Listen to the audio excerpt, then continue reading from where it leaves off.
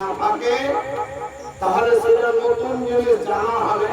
তার মধ্যে এক নাম্বার, নিজের বাড়িতে মা এবং বোনেদেরকে একটু শিক্ষা দেবেন। অনেক মায়েদের অভ্যাস আছে নামাজ পড়ার সময় দাঁড়িয়ে দাঁড়িয়ে নিয়ত করে তাকবীরে তাহরিমা পাঠ করে প্রথম রাকাতটা দাঁড়িয়েই পড়ে, আর প্রথম রাকাতের সিজদা যাওয়ার পর দেখবেন আর খাড়ো হয় না, বাকি 3 রাকাত বা 2 রাকাত বা 1 রাকাত তো বসি চলেই যায়।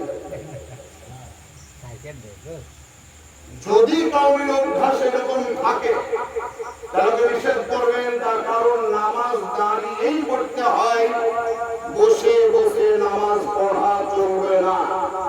শুধুমাত্র একটি নামাজের ক্ষেত্রে স্বাধীনতা আছে, তো বসে পড়বো মনে করলে পড়তে পারে। সেই নামাজটির নাম হলো নফল নামাজ। এই নফল নামাজ ছাড়া বাকি অন্য কোন নামাজ বসে পড়া চলবে না, তাতে পুরুষই হোক আর মহিলাই হোক। 1 নম্বর গেল। 2 নম্বর, মা এবং বোনেদের নামাজ পড়াকালীন দাঁড়িয়ে নিয়ত করবে যখন চাদর গায়ে থাকবে, আমাদের হাতটা চাদরের বাইরে থাকবে, মা এবং বোনেদের হাত সম্পূর্ণ চাদরের ভিতরেই থাকবে। চাদরের ভিতরেই রেখে এই কহিনাটাকে বগলের সঙ্গে যুক্ত করবে, ভাগ করবে না।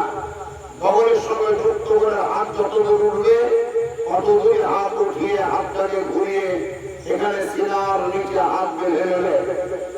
রুকু আমরা যাই এমন ভাবে পুরুষ মানুষেরা যে পিঠ এবং মাথা লেভেল থাকে, চরস থাকে, কিন্তু মেয়েদের জন্য বলা হয়েছে একদম ওই রকম তোমার রুকু করা চলবে না। এই বাহুর সঙ্গে তোমার হাত বা বগলের সঙ্গে হাত যুক্তই থাকবে। সামান্যতম ঝুঁকবে কোন রকম হাঁটু পর্যন্ত হাতের আঙুল গেলেই হবে। সুবহান রাব্বিল আযীম এই দোয়াটি পাঠ করে সামি আল্লাহু লিমান হামিদা রব্বানা লাকাল হামদ বলে একদম সোজা দাঁড়াও, আবার সিজদায় যাও। সিজদা দেওয়ার সময় ছেলেদের মতন গুজ্জা চাড়া থাকবে না। বাম পাটাকে ডান দিকে বার করে ডান পাটাকে বিছিয়ে পাছার উপরে ভর দিয়ে সিজদা করবে। এক পাশে দুই ছড়ি হয়ে যখন মোনাজাত করবে তখন চাদরের বাইরে তার হাত থাকবে না, চাদরের ভিতরে হাত থাকবে, মোনাজাত করবে। এটা হচ্ছে মেয়েদের জন্য নিয়ম। আর যখনই নামাজ পড়বে কবজি পর্যন্ত যেন তারা যে কোনো কাপড় দিয়ে ঢাকা থাকে। বেলাল তো মায়েরা এখান থেকে পড়ে চাদর গায়ে দিয়ে নামাজ পড়তে লাগলো, সেই কহিনা থেকে এই ফাঁকা, এখান থেকে এটাও তার সাথে আওড়া, এটাও ঢেকে রাখা খরচ। কবজি থেকে হাতের তলার দিক হয়তো খোলা থাকবে, এখান থেকে গোটাটাই আর ঢাকা থাকবে। এটা খরচ খরচ খরচ। সাথে আওড়া যদি না পাওয়া যায় তাহলে তার নামাজ হয় না, নামাজ হয় না, নামাজ হয় না। আপনারা যারা পুরুষ মানুষ আপনাদের জন্য বলছি, সাজদা প্রথম যখন আমরা দিলাম প্রথম সাজদার সময় আমাদের দুটো পায়েরই গুজ্জা চাড়া থাকে। সাজদা করলাম, পায়ের আঙুল গুলা কিন্তু অনেকের দেখবেন পূর্ব দিকে মুখ, কাউরির পা আবার দৌড়ে বেড়ায়, লাফিয়ে বেড়ায়। এটা সিস্টেম নয়। সিস্টেম হচ্ছে দুটো পায়ের আঙুলকে ভাঙতে হবে, ভেঙে নিতে হবে। যদি পারেন তো 5টা 5টাই, 5টা যদি না পারেন তো 3টা, 3টা যদি না পারেন তো কমপক্ষে দুটো আঙুল ভাঙা রাখতেই হবে, রাখতেই হবে। প্রথম সাজদা করে দ্বিতীয় সাজদা, প্রথম সাজদা করে যখন বসবেন ডান পায়ে গুড়টা খাড়ো থাকবে, বাম পা বিছিয়ে দেবেন। দ্বিতীয় সাজদায় যাওয়ার সময় আবার দুটো পাকেই খাড়ো করতে হবে, দুটো পায়ের আঙুল ভাঙতে হবে। এগুলো ওয়াজিব পর্যায়ে জিনিস। আরো একটি জিনিস বলে দিই, আল্লাহু আকবার বলার পর তাকবীরে তাহরিমা পড়লেন, তাকবীরে তাহরিমার পর দোয়া সানা করতে হয় না, হয় না? দোয়া সানা سبحانك اللهم وبحمدك وتبارك اسمك وتعالى جدك ولا اله غيرك এর দুয়া সানা বলে মাগরিবের টাইম কিংবা এশার সময় অথবা ফজরের টাইম আপনি মসজিদে গেলেন ওযু করছেন জামাত শুরু হয়ে গেল তাকবীর হয়ে গিয়েছে ইমাম সাহেব আল্লাহু আকবার বলে সূরা ফাতিহা পড়তে শুরু করে দিয়েছেন আপনি এমন সময় ওযু করে কোন রকম ভাবে হাত মুখটাকে মুছে কেউ কেউ আবার লুঙ্গি দিয়ে মুছেন কেউ লুঙ্গি পরিধান করে আসেন যে লুঙ্গি পরে আপনি নামাজ পড়বেন সেই লুঙ্গি দিয়ে ওযু করার পর হাত মোছা মুখ মোছা এটা মাকরুহ এর জন্য মুফতিদেরকে দেখবেন বেশিরভাগ একটু রুমাল নিয়ে বেড়ায় আমাদের ঘাড়ে একটা রুমাল থাকে এক ভদ্রলোক আমাকে জিজ্ঞাসা করে আপনাদের মুফতিদেরকে দেখে শুধু একটা মাথার মতো রুমাল নিয়ে গেছে কি লাভ আমরা তো মেলানো করলাম কি রাস্তায় যেতে যদি কোনো জায়গায় নদী থাকে পায়জামা ভিজবে কাপড় খুলতে হবে তো এই কাপড় ভিজে পালন যাবো 1 নম্বর 2 নম্বর ওযু করার পর যদি হাত মোছার দরকার হয় তো এই কাপড়ে হাত মুছে নিব 2 নম্বর গেল 3 নম্বর কেউ যদি নদীর সামনে বেয়াদবি করে তাকে যদি গাছে বাঁধতে হয় তো দৌড়ে ঢুড়ি বেড়া করে হাতে বেরিয়ে দেবো 4 নম্বর মাঠ ঘাট দিয়ে হাঁটছিলাম আলুর জমির পাশ দিয়ে যাচ্ছিলাম আলুর জমির মালিক যদি ভালোবাসা লোক হয় আর যদি বলে যেমন নিজের তোকে যে আলু গালা নিয়ে যান তাই চাদরে বেঁধে নিয়ে যাবো অনেক লাভ এক রকমের লাভ নাই কথা শুনে ওযু করার পর যেই লুঙ্গি পরিধান করে আপনি নামাজ পড়বেন সেই লুঙ্গিতে ওযুর পানি মোছা মাকরুহ মসজিদে ওযু করার পানি ছেড়ে ফেলা এটাকে মাকরুহ বলা হয়েছে আরেকটি জিনিস বলে দিই 40 দিন কন্টিনিউ একদম নিখুঁত ভাবে কোন ব্যক্তি নামাজ পড়লেন বা ইবাদত করলেন এই 40 দিনের ইবাদতের নেকি সাপোজ ধরে নেন অফুরন্ত পাহাড়ের সমান ধরে নেন পাহাড়ের সমান এই 40 দিন ইবাদত করে পাহাড়ের সমান নেকি পেলেন 41 দিনের দিন মসজিদের ভিতরে গিয়ে নিজের মেজাজ নিয়ে যদি দুনিয়াবি নিজের স্বার্থের কোন গল্প করেন তো নবী বলেছেন একদিনের গল্প করাতেই তোমার 40 দিনের পাহাড় সম পরিমাণ নেকি সব 0 পয়েন্টে দাঁড়িয়ে যাবে ওই নেকি আর তোমার হাতে থাকবে না তাহলে 40 দিনের ইবাদতকে নষ্ট করার জন্য মসজিদের ভিতরে একদিন গল্প করাই যথেষ্ট তাই মুসলিম সমাজের মুসলমান হিসাবে আমি অনুরোধ করব গল্প যদি করতে হয় বাড়িতে পারেন রাস্তাতে পারেন ঘাটে পারেন আল্লাহর ওয়াস্তে মসজিদে যখন ঢুকবেন ইতিকাফ করার নিয়মে ঢুকেন শুধুমাত্র আল্লাহর ইবাদত করবেন কেউ কাউকে মসজিদের ভিতরে মেজাজ দেখাবেন না রাগ দেখাবেন না চিৎকার করবেন না চিল্লাবেন না জজের সামনে আপনি চিল্লান না উকিলের কাছে গিয়ে চিৎকার করেন না ডাক্তারের চেম্বারে গিয়ে জোরে কথা বলেন না আপনি কোন মুসলমান আল্লাহর দরবার মসজিদে গিয়ে মেজাজ নিয়ে কথা বলেন ডায়লগ দেন আপনি বড় লোক হিসাবে গরিবকে চর সুদ্ধা তোলেন 3-4 থাপ্পড় তোলার চেষ্টাও করেন মারব ধরবও করেন কেমন মুসলমান আপনি বলছিলাম বাপ আল্লাহর পয়গম্বর হাবিবে কিবতেগার শহনশাহ জিবাকার মুক্তার সরকার মদিনার তাজদার হাবিবের উদ্ধার নবী মুহাম্মদ রাসূলুল্লাহ সাল্লাল্লাহু তাআলা আলাইহি ওয়াসাল্লামের উম্মত হিসাবে একটু শিক্ষা গ্রহণ করুন ইমাম সাহেব সূরা ফাতিহা পড়তে শুরু করে দিয়েছেন আপনার একটু দেরি হলো হওয়ার কারণে আল্লাহু আকবার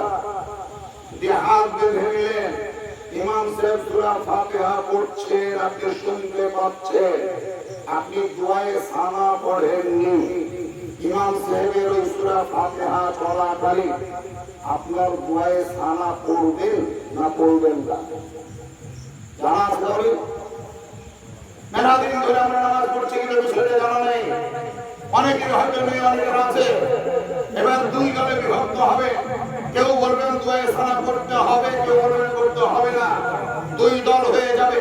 তার মানে এবার ঝগড়া শুরু হয়ে যাবে, মারামারি শুরু হবে। তার কারণ বর্তমানে মানুষকে শিক্ষা দিতে গেলে শিক্ষা গ্রহণ করার টেন্ডেন্সি কম। আমার গ্রামের এক মুরব্বী লোক আমার সঙ্গে উমরা হজ করতে গিয়েছিল, তো দাদু প্রকৃতির মানুষ, ও বেচারা আজান দিছে, ওকে বললাম যে আপনি আজান দিয়েন না।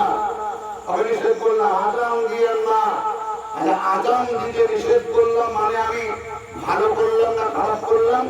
অনেকে বলবেন আজান দেওয়া নিষেধ করতে দিলে কেমন বলবি, আজান দিতে মানা করতে দিলে কম ব্যাপার। ভদ্রলোককে বললাম, ও জিজ্ঞাসা করলো যে আজান দিব না কারণ? আমি বললাম যে আপনার আজান দেওয়াতে ভুল হচ্ছে। কি ভুল? আল্লাহু আকবার, এই আল্লাহু আকবার যেখানে বার হবে আপনি বলছেন কি আল্লাহু আকবার হবে বার, কিন্তু বলছে বার। শরিয়তের আইন এইরকম আজান দেওয়া হারাম, এই আজান দেওয়া চলবে না, এই আজান দেওয়া চলবে না, এই আজান দেওয়া চলবে না। আপনি প্রথমত আজান দেওয়া শিখেন, তারপরে আজান দিবেন। শিখতে যদি না পারেন তো আজান দিবেন না। ওই লোকটা জলমলকে ফুলেই বলে আমারও ভুল হচ্ছে, তার মনের অন্তরে গেঁথে আছে যে দুনিয়ার লোকের ভুল হলেও আমার ভুল হবে না। মাঘ মাসের কনকনে ঠান্ডা, ফজরের সময় নামাজ পড়ার আগে ওযু বানাতে হবে। নিজেই চাল ডাল মাথা না থাকলে গা গত ফসফস করে, গুড্ডার দিক ভিজে গোটাই ওযু করে যা চাকা, তবে ধরাই দিলাম কারেন্টের আলো জব করে চলছে, গুড্ডা ভিজে ঠান্ডার সময় বললাম যে চাকা ওযু করলে গুড্ডা যে ভিজল না, আবার ভালো করে ধরলেন না হলে ওযু করেন, তো ভিজেনি না ভিজেনি এটা ছোটটা আর ধুলেই না, তার মানে তো শিক্ষা দিলেন না, তাই ছোট্ট বলে হেঁটে বলল। কোন জায়গায় কোন মন্দিরে বিনা ওযুতে নামাজ হবে না, ওই পাঁচটা হটকারিতার লোক বানাইছিল, কেউ বলেছিল হবে না, কেউ বলেছিল হবে না। দেখবেন হবে কিনা, দেখবেন হবে কিনা, ও চট করে আল্লাহ আকবার বলে তুলে তার নামাজ পড়তে হলো কেন, হলো কেন, হলো কেন? আইন বলছে হবে না, আর বলছে হলো কেন? আচ্ছা, আর মতন এরকম হটকারিতার লোক মেলা আছে। বলছিলাম বাপ, ইমাম সাহেব সূরা ফাতিহা পড়তে শুরু করেছেন, আপনি আল্লাহু আকবার বলে দাঁড়িয়ে গেলেন, দুআয়ে সানা এই জায়গায় আপনার পড়া চলবে না। ভালো করে এই জায়গায় দুআয়ে সানা পড়া চলবে না। কেন? দুআয়ে সানা পড়া সুন্নাত, কিন্তু কেরাত শোনা ওয়াজিব। ওয়াজিবের মূল্য বেশি, ওই জায়গায় ওয়াজিবটাকে প্রাধান্য দিতে হবে, ওয়াজিবটাকে প্রাধান্য দিতে হবে, ওয়াজিবটাকে প্রাধান্য দিতে হবে। সেহেতু ওই ওয়াজিবকে প্রাধান্য দিতে গিয়ে আপনাকে সুন্নাত ছেড়ে দিতে হবে, সুন্নাত ছেড়ে দিতে হবে, সুন্নাত ছেড়ে দিতে হবে। ঠিক তেমন একটা আদবের কায়দা বলছি, ইনি ধরে নেন ছাত্র আমার, আমি তার উস্তাদ, আর এটা হচ্ছে আব্বা, ওর আব্বা ওখানে বসে আছে আর আমি এখানে বসে আছি, ছেলেটা ওখানে বসে আছে।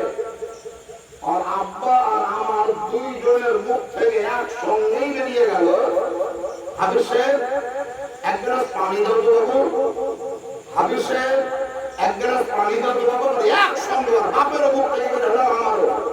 তাহলে ওইটা হলো আর বাপ, আর আমি হলাম ওস্তাদ বা শিক্ষক, গুরুজন। একসঙ্গে বলা হয়েছে এক গ্লাস পানি দাও তো। এবার সে হাফিজ সাহেব ধাঁধায় পড়ে গেল, এক গ্লাস পানি এনে আমার বাপও বলেছে আমাকে দাও, ওস্তাদও বলেছে আমাকে দাও, আমি কাকে আগে দিব আর কাকে পরে দিব? আগে করে তো হবে, 1 সেকেন্ড হোক 2 সেকেন্ড হোক, আগে করে তো হবে। ধরলাম 2 হাতে ধরে নিয়ে এলাম, 2 হাতে ধরে নিয়ে এলাম 2টা গ্লাস, তাই বাম হাতের গ্লাসটা যদি বাপকে দিয়ে আগে, তো এই বাম হাতের গ্লাসটা আবার ডান হাতে ধরবো, যে ওস্তাদকে দিব, তাহলে ওস্তাদকে পরে দেওয়া হলো না। যদি ডান হাতের গ্লাসটা ওস্তাদকে দিয়ে দিলাম, বাম হাতের গ্লাসটা আবার ডান হাতে ধরে বাপকে দিলাম, তাহলে বাপকে পরে দেওয়া হলো, তাহলে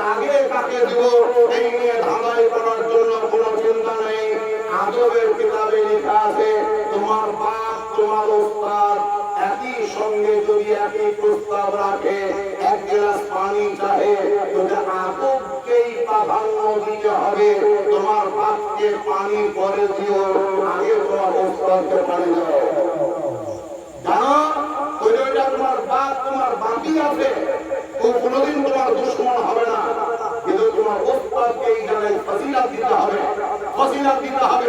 আপনারা হয়তো শুনেছেন বিখ্যাত বাদশা যার নাম হারুন আর রশিদ, যার বেটা মাদ্রাসায় পড়তো, ওই মাদ্রাসার একজন শিক্ষক দিনের বেলায় রাস্তায় চলেছেন, রাস্তায় কাদা ছিল, সেই কাদা তার পায়ে লেগেছে।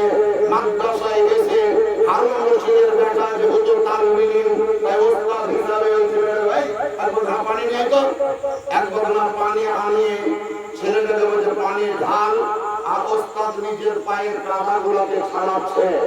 এমন সময় বাদশা হারুন রশিদের রাস্তা দিয়ে যাচ্ছিল, আর বেটার পানি ঢালা ওস্তাদের পায়ে চলে গিয়েছে, আর ওস্তাদের চোখ কিন্তু বাদশার দিকে পড়ে গেছে। দেখা মাত্র বাদশা হেঁটে গেল, আর ওই তখন থেকে মৌলভী সাহেবের কলিজা কাঁপতে লাগলো। আমি বাদশার বেটাকে পানি ঢালা করেছি, কম বড় অপরাধ করি, কোথায় আমার চাকরি থাকবে না, কোথায় আমার চাকরি থাকবে না। আর পরে দিন রাজ দরবারে তাকে তলব করা হলো। মাওলানা সাহেব হয়তো ভাবছিলেন যে আমি তার কাছে গিয়ে হয়তো বলবো যে আমার অন্য তার বিরুদ্ধে বলা দরকার ছিল, আমি বলিয়াটি হতে করি, যাহা কিছু মনে করেন না ইত্যাদি করবো। বাদশার বক্তব্য গতকালকে যে দৃশ্যটা আমি দেখলাম, এই দৃশ্যটা দেখে আমি মনের দিক থেকে শান্তি পাইনি, শান্তি পাইনি, শান্তি পাইনি। মৌলভী সাহেব ভাবছে যে আমার ভুল হয়েছে, ক্ষমা চাই, ভুল হবে না। তাকতই বাদশা বলে, শুনেন আপনার পায়ে কাদা লেগেছিল, আমার বেটা পানি ঢালছিল, আর আপনি কাদা ছড়াচ্ছিলেন। এই দৃশ্যটা যেন আগামীতে দেখতে না পাই, আগামীতে আমি দেখতে চাই আমার বেটাই পানি ঢালবে, আমার বেটাই আপনার পায়ের কাদা ছড়াবে। আমার বেটাই পানি ঢালবে, আমার বেটাই আপনার পায়ের কাদা ছড়াবে। আপনি কেন কাদা ছড়াবেন? হতে পারে বাদশার বেটা আপনার কাছে তো সে আপনার ছাত্র, আপনি তার ওস্তাদ, আপনি তার ওস্তাদ, তাদের ওস্তাদের ফজিলত কত বেশি এটা নবী মুস্তাফা শিখিয়েছেন, আল্লাহ তাআলা শিখিয়েছেন, এবং বড় বড় রাজাবাদরাও শিখিয়েছেন। আলেম ওলামা মসজিদের ইমাম, তার মানে হচ্ছে আপনাদের ওস্তাদ, আপনাদের ওস্তাদ, আপনাদের ওস্তাদ। যে ইমামের পিছনে নামাজ পড়লেন সেই ইমামকে আপনি ছোট মনে করবেন না, যে ইমামের পিছনে নামাজ পড়লেন তার সমালোচনা করবেন না, যে ইমামের পিছনে নামাজ পড়লেন তার বদনাম করে বেড়াবেন না। বিখ্যাত একজন ইমাম হোসেনের ভক্ত যার নাম হলো হুর, এজিদের পক্ষে ছিল, রাস্তায় ঘেরাও করেছিল ইমাম হোসেনকে, শুধুমাত্র জোহরের নামাজ, এক ওয়াক্তের নামাজ ইমাম হোসেনের পিছনে পড়েছিল।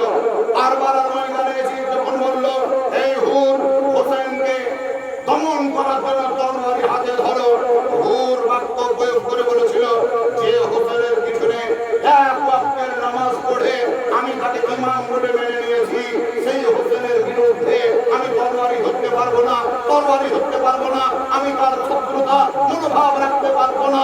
এই বলে তরবারি ছেড়ে নয়, তরবারি হাতে ধরে এজিদের পক্ষকে বর্জন করে ছুটতে ছুটতে গিয়ে ইমামে হোসেনের পক্ষ অবলম্বন করে প্রথম কারবালার ঘাটটিতে শাহাদাত বরণ করে চিরতরের জন্য সে হুর জান্নাতি হয়ে গিয়েছে।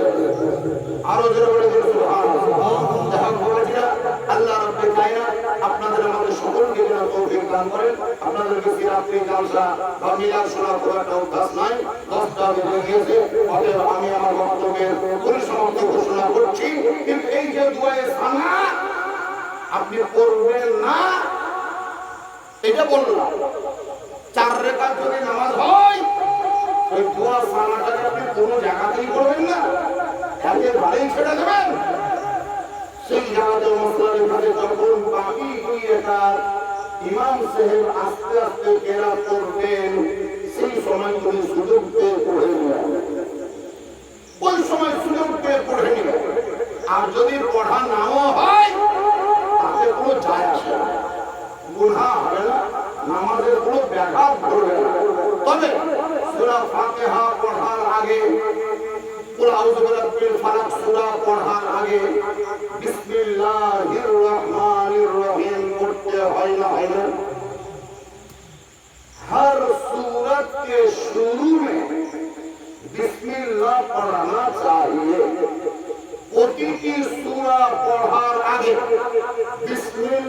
করতে হবে।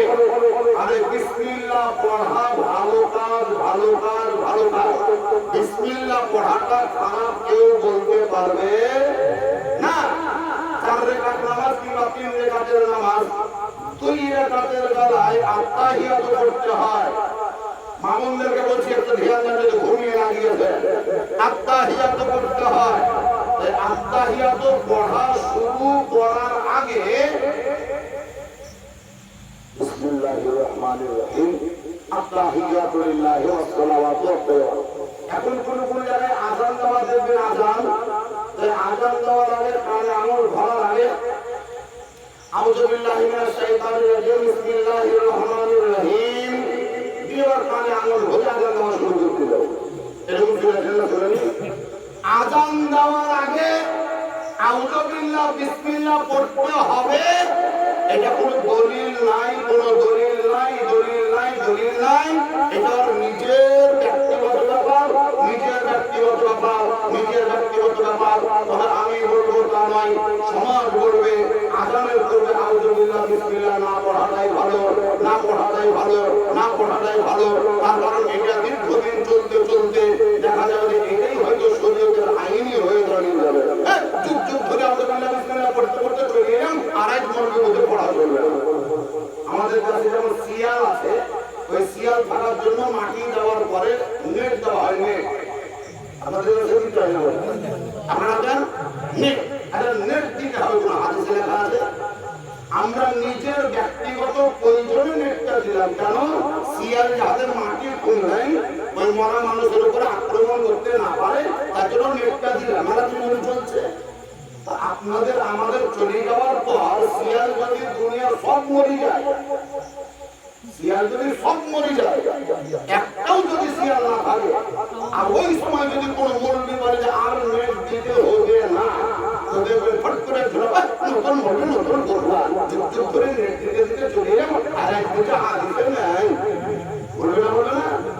এই যে কত নেট, কি কারণে নেট দেওয়া শুরু করলাম, কি কারণে নেট দিয়েছিলাম, ওই কারণটা খতিয়ে দেখবে না, ওই কারণটা খতিয়ে দেখবে না, কারণটা খতিয়ে দেখবে না। বলছিলাম বাপ, আত্তাহিয়াত পড়ার আগে যদি কেউ বিসমিল্লাহির রহমানির রহিম পড়েন, ইচ্ছাকৃত জেনে শুনে পড়েন, শরীয়তের মাসলা বলছে তোমার নামাজ হবে না, নামাজ হবে না, নামাজ হবে না, নামাজ দোহরাতে হবে, নামাজ দোহরাতে হবে।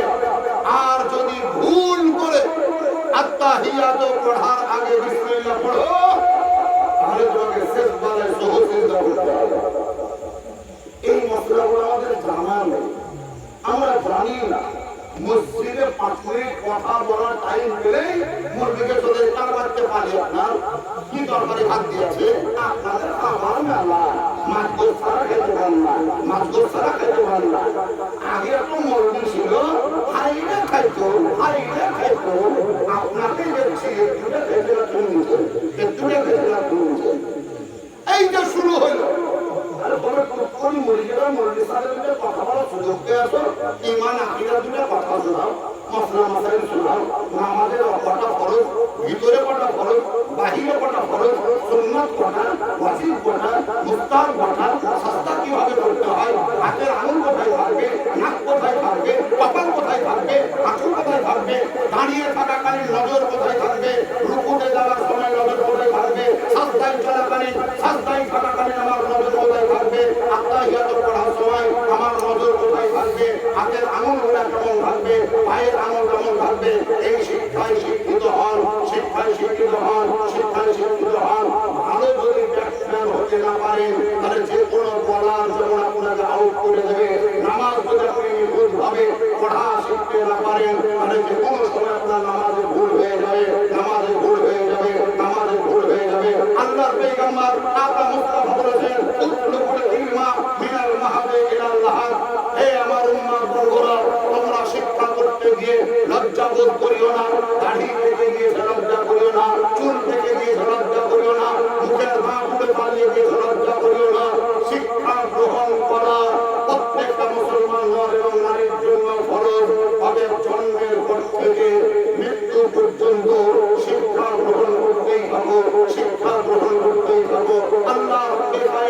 পবিত্র কালাম শরীফের মধ্যে বলেছেন ফাসআলু আহলা যিকরি ইন কুনতুম লা তা'লামুন। আমার বান্দা বান্দীরা তোমরা জ্ঞান সঞ্চয় করো জ্ঞানী ব্যক্তিদের কাছ থেকে, ইলম সংগ্রহ করো আলিমদের কাছ থেকে। আলিমদের কাছ থেকে যে কোনো মাসলাকে নিয়ে তর্ক বিতর্কে জড়িয়ে না পড়ে যেটা নিখুঁত আপনি সেটাকে বাছাই করে আমল করেন। এই আমল করাটাই আপনার জন্য সামাজিক দায়িত্ব, ধর্মীয় দায়িত্ব। আপনারা খুব তর্ক বিতর্কে ছিলেন না। খুব তর্ক বিতর্কে গেলে আপনারা পড়া পাবেন না। কোন জায়গায় খস করে ফেসে যাবেন, কোন জায়গায় খস করে ধসে যাবেন। হাতছাড়া হয়তো ইমানটাকে হাতছাড়া করে দেবেন। তর্ক বিতর্কের মজলিস যদি হয় তাহলে ওই জায়গায় মৌলবীদের দরকার, মুফতির দরকার, আলেমের দরকার, মাওলানা দরকার। আপনিও জায়গায় যাবেন না। আপনাকে যে ডাক্তার, আপনি যে ডাক্তার রোগী, ওই ডাক্তার যে প্রেসক্রিপশন আপনাকে লিখে দিয়েছে ওই প্রেসক্রিপশন অনুযায়ী ঔষধের দোকানে গিয়ে ঔষধ কিনে যেমন আপনার খাওয়া দায়িত্ব, ঠিক তেমন আপনার মসজিদের ইমাম, আপনাদের সমাজের মাওলানা যে শিক্ষাটা আপনাকে দিয়েছে সেই শিক্ষাটা গ্রহণ করে তার উপরে আমল করা আপনাদের আমাদের দায়িত্ব। আপনাদের আমাদের দায়িত্ব। আল্লাহ রাব্বুল কায়নাত আপনাদের আমাদের সকলকে সুশিক্ষায় শিক্ষিত হওয়ার এবং সঠিক বিদ্যায় বিদ্যান হওয়ার, ঈমান এবং আকীদাকে মজবুত করে জীবিকা নির্বাহ করার আল্লাহ তাআলা তৌফিক দান করেন। জোরে বলুন আল্লাহুম্মা আমিন, সুম্মা আমিন। আরো একবার জোরে বলুন আল্লাহুম্মা আমিন, সুম্মা আমিন। মরার আগে আমি ওসিয়ত নয় নসিহত করে যাব। যদি বিয়ে করেছেন স্ত্রীর যদি দেনমোহর না দিয়েছেন তো দিলেন না। দেনমোহর যদি না দিয়েছেন তো দিলেন না। এই দেনমোহর দেওয়া না থাকলে আপনার বেটারাও শোধ করবে না, বিটিরা তো দিতে দিলেন, পাড়ার লোকেও দিবে না। আপনার স্ত্রীর দেনমোহর আপনাকেই দিতে হবে, আপনাকেই দিতে হবে, আপনাকেই দিতে হবে। দুনিয়াতে যদি না দেন, স্ত্রী যদি মাফ না করে, হাসরের অন্তরেও আপনার এই দেনমোহর আদায় হবে, আদায় হবে, আদায় হবে। যদি কাউকে দেনমোহর দেওয়া না আসে, বুঝিয়ে গেলেন দেনমোহর দেননি, মেলা জমি টাকা কিনেছেন, ওই দেনমোহরটা শোধ করেন না, ওটা আপনার জন্য একটা দেনা, দেনা, দেনা। দেনমোহর দেওয়া খরচ। আল্লাহর নবী হযরত আলীকে বলেছিলেন, আলী তোমার সঙ্গে আমার বিটি ফাতেমা দিয়ে দেবো, দেনমোহর দেওয়ার ক্ষমতা আছে তোমার? হযরত আলী বলেছিলেন, ইয়া রাসূলুল্লাহ, যুদ্ধের ময়দানে নিয়ে যাওয়ার জন্য একটা তরবারি আছে, এই তরবারি ছাড়া আর কিছু নাই। নবী বললেন, তরবারি যুদ্ধের ময়দানে নিয়ে যেতে হয়, আর তুমি যুদ্ধের ময়দানে গেলেও যুদ্ধ চলবে, না গেলেও চলবে, কিন্তু তোমার দেনমোহর তোমাকেই দিতে হবে। অতএব তরবারি বিক্রি করতে হবে। সুবহানাল্লাহ বলবেন না? আরো জোরে বলো সুবহানাল্লাহ। তরবারি বিক্রি করে দাও, দেনমোহর লাগবে। যুদ্ধের ময়দানে তোমার গেলেও চলবে, না গেলেও চলবে। তুমি অন্য কোনো লোক যুদ্ধ করলে কিন্তু তুমি বিয়ে করতে গেলে তোমার এই দেনমোহর লাগবে। অতএব তরবারি বিক্রি করো। জান্নাতের ভিতরে আদম নবীর জন্য হযরত হাওয়া আলাইহিস সালামকে আল্লাহ তাআলা তৈরি করলেন। আল্লাহ বলেন, হে আদম, হাওয়া তোমার জন্য হালাল হবে, কিন্তু তোমাকে দেনমোহর দিতে হবে, দেনমোহর দিতে হবে। আদম নবী বললেন, টাকা নাই, জমি নাই, বাড়ি নাই, কি দিব? আল্লাহ বললেন, শেষ জামানার নবী মুহাম্মাদের উপরে তুমি দরুদ পড়ো, দরুদ পড়ো, কিন্তু দেনমোহর যেহেতু দেনমোহরের গুরুত্ব অপরিসীম, অতএব বিয়ে করেছেন যদি দেনমোহর না দিয়েছেন, দেনমোহর দিয়ে দেন না। আর মাসাফি আলা বহিন যারা আছেন আপনাদেরকে বলছি, যদি বিয়ে করেছেন আপনার স্বামী যদি দেনমোহর না দিয়েছে, তাহলে সকালবেলাতে চাইয়ে দেবেন। জমি তোমাকে কিনতে হবে, দেনমোহর তারপরে কোনো জমি তুমি পরে কিনবে, গরু পরে কিনবে, টাকা বাড়ি পরে কিনবে, দেনমোহরটা দেনমোহর নেওয়ার পর ওই দেনমোহর আপনাকেই দিয়ে দিবে, ওটা ওর ব্যাপার। ওই দেনমোহর নিজের আঁচলে বেঁধে দেবে, ওটা ওর ব্যাপার। ওই দেনমোহরের বাপ মাকে দিয়ে দিবে, ওটা ওর ব্যাপার। ওই দেনমোহরের টাকা তো হজ করবে, ওটা ওর ব্যাপার। ওই দেনমোহরের টাকা মসজিদে দান করবে, ওটা ওর ব্যাপার। দেনমোহরের টাকা দিয়ে গরু কিনবে, ওটা ওর ব্যাপার। আপনার স্বাধীনতা ওই টাকাতে থাকবে না, ওই টাকাতে স্বাধীনতা শুধুমাত্র আপনার স্ত্রী থাকবে, আপনার স্ত্রী থাকবে, আপনার স্ত্রী থাকবে। আল্লাহ রাব্বুল কায়নাত আমাদের ঈমানের জন্য হেফাজত করে। আল্লাহুম্মা আমিন, সুম্মা আমিন। আখিরু দাওয়ানা